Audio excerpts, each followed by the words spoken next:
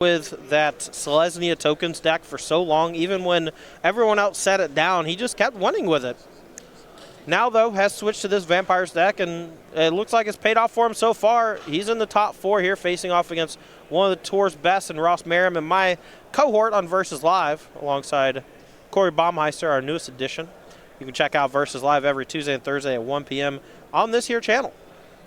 I think that the most loud declaration from Zach Keaney playing Orzhov Vampires, of course, it's an endorsement for the deck itself, but this means that no one on Earth should be playing Selesnya in Standard.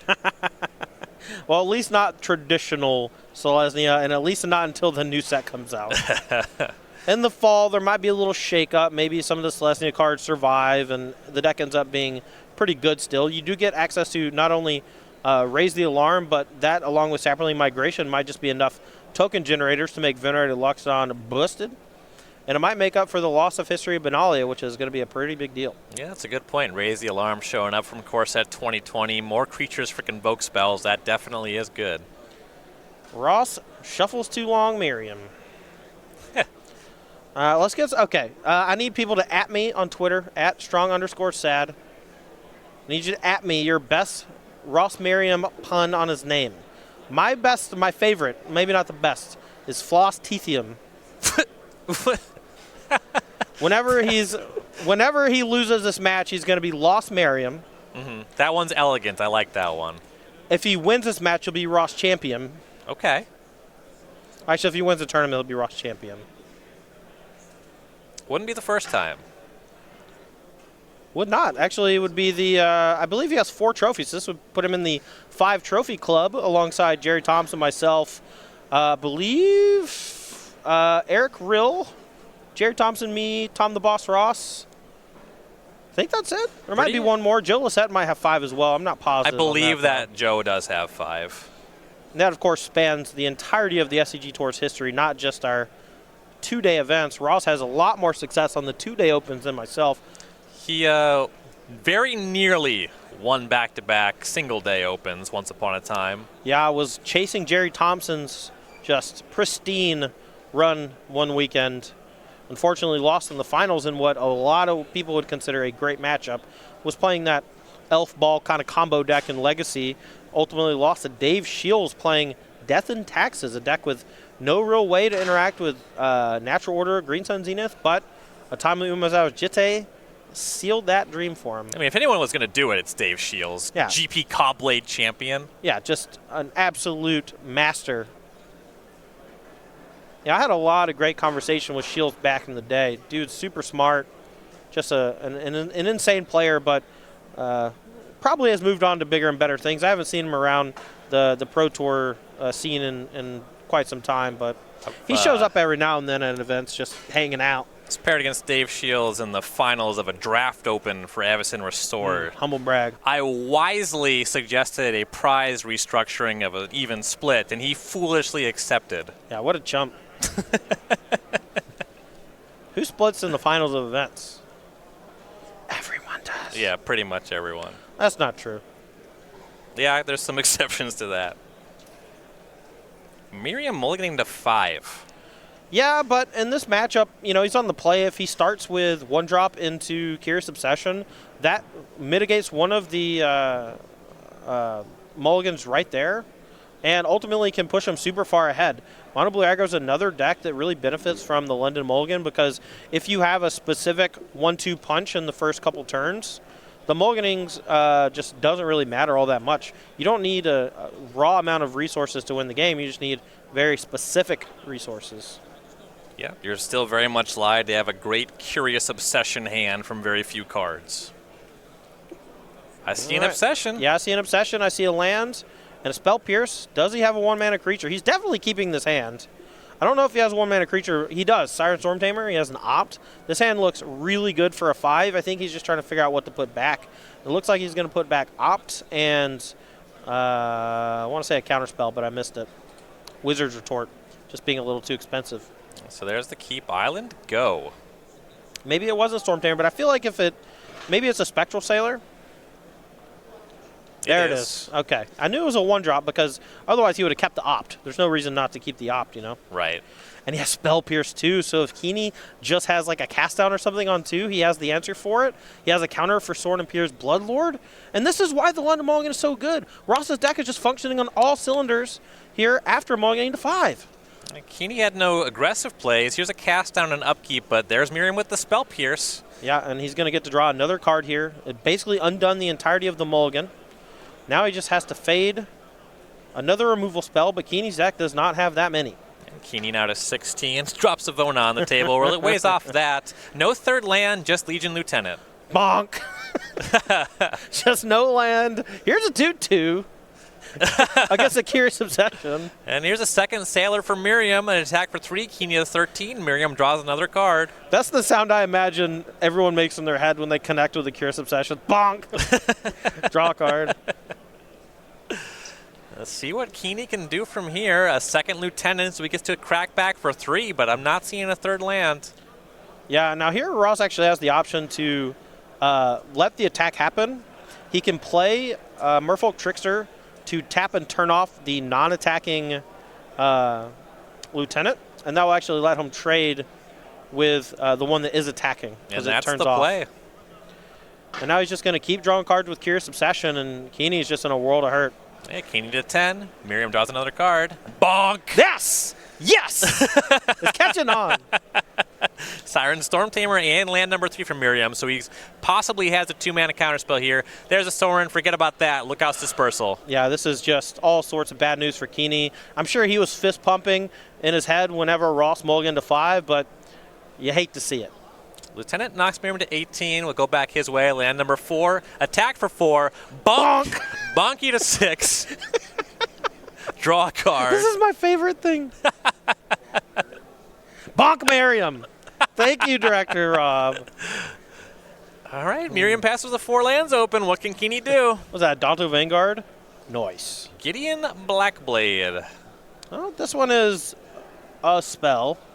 Ross is going to read it. Do I care about this? They can give the 2/2 lifelink. That's about it. The body doesn't block. It doesn't give reach. It only gives vigilance, indestructible, or lifelink. Ross is probably just going to let the stick and say, okay, maybe play another creature into turn. There's the plus for lifelink. Here's an unsummon. Forget about that.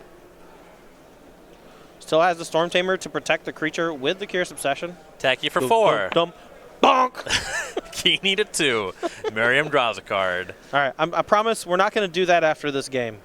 We're totally going to do it after this game. I wouldn't make that promise, and I wouldn't trust that promise. Ross Merriam now up a game over Zach Keaney. Now, that's honestly just a great showcase of the London Mulligan. That was a real game of Magic that was pretty heavily decided by the London Mulligan. Ross mulliganing to 5 cards, had the marquee draw of 1-drop flyer into Curious Obsession, and just ran away with the game against a full 7-card grip on the draw from Keaney. Keaney even had the removal spell on 2 with the cast down, and it just wasn't enough in the face of essentially a perfect 5-card hand thanks to that London Mull. All right, so let's see what players can do in the sideboards. Merriam up a game. His options in the sideboard: 3 Negate, 3 Entrancing Melody, 3 Cerulean Drake, 2 Essence Capture, 2 Ether Gust, a Tail's End, and a Surge Mare. Now, you actually pointed out something while we were discussing the matchup. These sideboard cards, you know, there's a lot of hate cards from these colors that are in people's sideboards nowadays, and blue is, you know, relatively favorable with black and white, so there's not really a whole lot of overlap as far as hate cards are concerned. Noxious Grass doesn't really do anything from Keaney's side. Ether Gust doesn't really do anything from Ross Merriam's side. And as you can see, a lot of these cards are just kind of rotting in the sideboard here.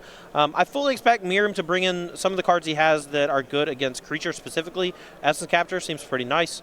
Entrancing Melody seems pretty good. And I think Surge Mare can come in just as an extra threat. And after seeing Spell Pierce in that game, I would not be surprised if Merriam just keeps all of his Spell Pierces in, because it was just such a blowout against that cast down. All right, so Zach Keaney now down a game. Let's see what he has in the sideboard. He has a second copy of Vona, Butcher of Magan, 2 Dispark, and then some 4-ofs: Duress, Noxious Grasp, and Takali Honor Guard. Yeah, unfortunately for Keaney, his sideboard also a bit lackluster here, but I think the one standout is going to be Duress. He gets to make sure the coast is clear before he goes for a removal spell, potentially strips something like Curious Obsession before it gets going from Ross's side. But everything else I would kind of leave on the sidelines. I would try to lower my curve if I was Keaney, maybe trim some of those 5 drops because they're only really good with Soren in this matchup. And I would just try to get all the duresses in there, but everything else can kind of stay on the sidelines. Players very comfortable playing their top 4 matches in those Carnox chairs. We're very comfortable broadcasting in them, and you at home could be just as comfortable as us and save 10%. Yeah, no need for a code. Just go to carnox.com/SCG. That's our affiliate link, and it'll give you that 10% at checkout when you visit carnox.com. These chairs are super nice. As far as gaming chairs go, too, not only are they good quality, but they're also surprisingly a good price. And that's not something you get a whole lot of. And I'm not one to shill for products that I'm not a fan of myself. And I very much think these Carnox chairs are great. So if you're looking for a gaming chair, make sure to check them out today. I'm very close to purchasing one of these chairs. I'm still waiting on the callback because I'm trying to get them to sponsor my stream. Ooh. And then I'll just get me a free chair. That's a good line. Yeah. Maybe I should start a stream to see if I could con my way into a chair. Why would you con your way into a chair when you could just shill for a great company who makes great products? Oh, yeah. That does sound less repulsive. But, I mean, selling out to corporations is also fairly repulsive. Yeah, you can't win. But you can be comfortable while you lose. Yes. Enjoy the apocalypse today in a Carnox chair. General vibe of the dystopia you live in got you down? Just lean on back with a pillow and a comfortable Carnox gaming chair. You can lock it halfway back. You can keep it all the way upright if you want. Get that lumbar support. Dude, they're good. I don't have to say anything else about Carnox for like the next 2 hours, right? They're good chairs. I'm choosing to talk about them still because they're damn good. Also, once again, Ross has taken forever. Yeah, of course. So we got to talk about something. Why would he not? He has untimed matches. Exactly. The only reason he doesn't play super slow in versus is because when he starts to play slow, I boop him on the nose. It's like, stop it. You should get like a spray bottle. Yes. Yes. I knew you were going to say that, and you were 100% on point. The first thing I do when I get home is I'm going to buy a spray bottle. The last day I'm on versus, if I'm playing against Ross, he's getting it. Nobody tell Ross. Oh, no, he's getting it. I want Ross to win, but I also kind of don't want him to win because he's just going to be insufferable for like 2 weeks. I don't know. Last time I covered an open that he won, he did buy a round of beer. Well, he never bought me a beer. Life's about, give and take. Life's about buying Todd a beer. And that has not happened before. Director Rob chimes in with a shot of Fireball, but not supposed to talk about liquor. Probably not supposed to talk about beer either, but who cares? It's PG. Yeah. I can say damn. I consumed an adult beverage responsibly. Yeah. Like an adult. A responsible adult. With my responsible adult friend Ross Merriam. Calling Ross Merriam a responsible adult, it's like calling Carnox chairs uncomfortable. We like to have fun here on the SCG Tour. Rob, can you tell him to hurry up? Just ping the judge and say, Ross, present the deck. There he goes. Yeah. All right. I think he might have heard you. Good thing it's untimed, and his deck's playing super fast. Yeah, we're only 11 minutes in. Yeah, but it feels like an eternity. That's true. He plays pretty fast in the games. It's literally just the shuffling. He just shuffles like an extra 20 times or whatever. Looking at a 7-card hand. It looks like 4 spells that cost 1, 2 entrancing melodies, and a land. And now I'm pretty sure the judge said something. He's just like, I could take all the time out. Look at my hand motions. I'm an angry little man. I'm going to mulligan and shuffle 100 more times. I could have swore I just heard Ross from over here. No, that's just me doing a spot-on Ross Merriam impression. Just toss in, a thing or two about capitalism being the devil.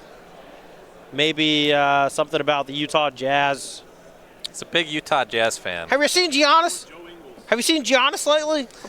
We really miss him there over at Utah. This is a good Ross Merriam story. Jangles, get jangled. So it was after round 14. Merriam was watching. You know how some sports they have They have like a live updated web page where you keep up with the game when you're not watching it. So he was watching, there's a big tennis tournament going on this weekend. I don't know exactly what it is. The Wimbledon final was playing out. Yeah, the Joker one. It's Jovic versus Federer is what was happening. Yeah, Jokovic. and Merriam was watching it like on his phone, just with a live updating, just the score would change, every time a point scored. And he was just sitting there pounding on the table, really getting into it. It's a lot of fun to watch him do that.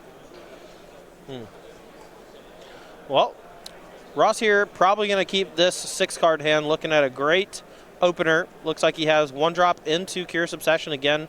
No protection. Maybe looking to throw back something like the Opt here, but he's putting back the Curious Obsession? Really? It's a bit worse on the draw. Keaney will be on the play here, turn 1 Sky Marcher Aspirant, so things are already looking better for him. Just an island for Merriam. With all due respect, if it's in your deck on the draw, why would you throw it back? It's great. I don't know. Ross is in the top 4. I'm over here just talking smack, so. I guess why is because he has multiple copies of Tempest Gen and wants to just rely on those. Didn't have the 1-mana creature like I thought. These are not good creatures for Curious Obsession. That is certainly true. So Legion's Landing got Spell Pierce, Duress took the Opt, Merriam left over with Island, 2 Tempest Gen, and a Merfolk Trickster. Draws and passes. Well, plays the Island anyway. Now, it's important to note Keaney sequenced that in a very, well, I don't want to say strange way. It actually felt like he wanted Ross to use the Spell Pierce on the Legion's Landing so that he could get the Imperious Bloodlord onto the table through the Spell Pierce. So really heads-up play by Keaney, kind of baiting Ross with that Spell Pierce and allowing that Duress to come through. It took the Opt, but it could have taken another counterspell and really cleared the way. So this made way for this Sorin Imperious Bloodlord. Keaney takes that up to 5. Aspirant up to 3-2. It was tapped down by Merfolk Trickster, but that only lasts so long. Looks like Merriam picked up a Curious Obsession somewhere along the way. Puts that on the Trickster, attacks for 3. Going at Keaney with that, Keaney to 17. Yeah, this is not super good for Merriam, though.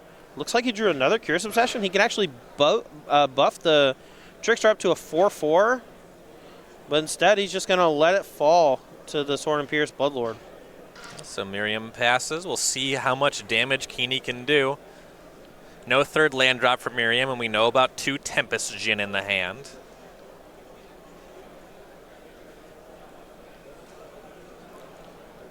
Here's Legion Lieutenant.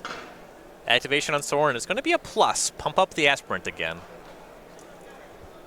Planes go. Yeah, he's just going to play defense against Trickster. He wants to try to check it with the Sky Marcher Aspirant, but doesn't want to run into something like Dive Down. So he's going to try to use a block here as opposed to sacrificing it to the Sorin Imperious Bloodlord. And the Aspirant now up to 4 toughness, 2 counters, and the Lieutenant pump, so it's just a good blocker on the Trickster. Yeah, just a clean trade. If Ross doesn't attack, then he's going to lose the Curious Obsession anyway. Yeah, so Siren Stormtamer, no attack, sacrifice Obsession, go back Keaney's way. I'm dumb. It had 4 toughness. That's my fault. Ross didn't want to just run it in, so he's going to just let the Curious Obsession fall off. The static +1/+1 from the Legion Lieutenant plus the 2 counters and the 1 toughness. So Sorin goes to 7, a 3rd counter on the Aspirant, give it lifelink and death touch. Here's an attack for 6. Yeah, just a ton of damage here coming out of this Sky Marcher Aspirant, and has lifelink as well from the Sorin's ability.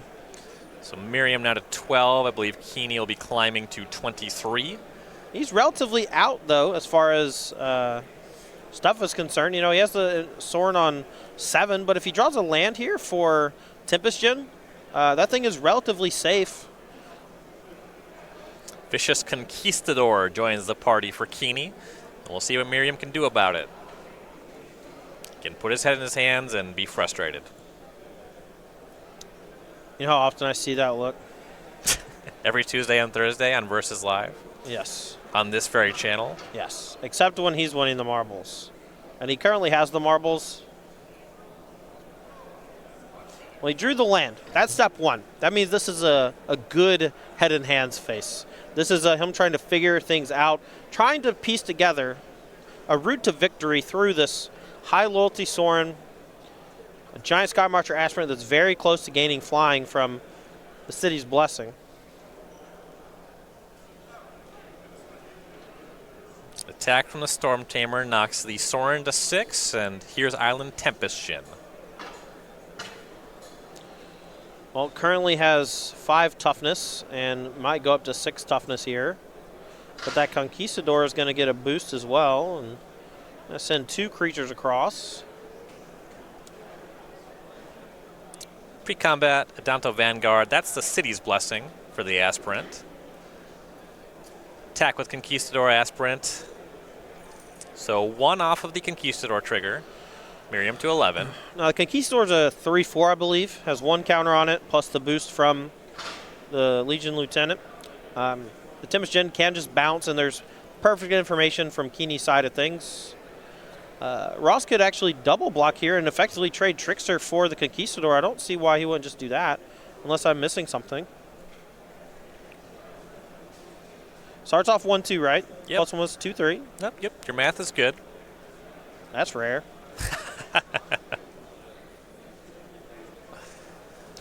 Honestly, that was one of my biggest pitfalls in algebra and algebra. Oh, here's the problem. Conquistador has Death Touch this turn. Death Touch from the Imperious Bloodlord. That's the one. So it's just going to eat the Trickster. Okay. Fair enough. Man, Sorin's dumb. It's very powerful. Card's very good. It's going to be really hilarious to see how bad it becomes when the next set just has 0 vampires and all the ones from Ixalan rotate. Oh, ye of little faith. Every creature on the battlefield right now rotates. And we're going to rotate to game number 3. Merriam's seen enough. Nice one. Every card that Keaney played that game is rotating, except Duress and Sorin. Legion's Landing's gone. Isolated Chapel's gone, I think, right? It's from Dominaria. Yeah, you pick up Temple of Silence, but that is going to slow you down. Sure. You're gonna need a lot of vampires to make Sorin really good in the next standard for sure. But in this deck, it is insane. What if we get some Changelings? Changelings are nice. You know, there were quite a few Changelings in the not Modern Masters, the Modern Horizon set. So that could be a precursor to something we see in the next block. Caleb Durward has that quote-unquote Modern Vampires deck that puts in Marathon off of Sorin. And then it lets you play all your giant 5-color slivers for free. Yeah, cast the first sliver for 0 mana. Yeah. That deck's a riot. I love that. It is hilarious. We were talking a little bit about Ross Merriam, your colleague. I guess for now, you're leaving Versus Live, but look, don't say that. I got like a month left, okay? I'm not going yet. Everyone thinks I'm already gone. I'm right here, man. I said leaving. Yeah, I know. In the future. It's not past. I'm very tender. It's very tender. And well, you know. I'm sad about it. I've been on Versus for about 7 years now. Started around 2012, playing with old BBD back in the day. Some with Brad Nelson, Jerry Thompson. You know, over the years, we've had so many great names on Versus. Right now, we got Corey Baumeister. That's Brad Nelson's brother. Ross Merriam, myself, and, of course, Director Rob usually running the show. It's every Tuesday and Thursday at 1 p.m., and we do that live here on this very channel. It's a good time. Yeah. You don't want to miss it. Fun show and informative. And if you watch it live, you get to pick the brain.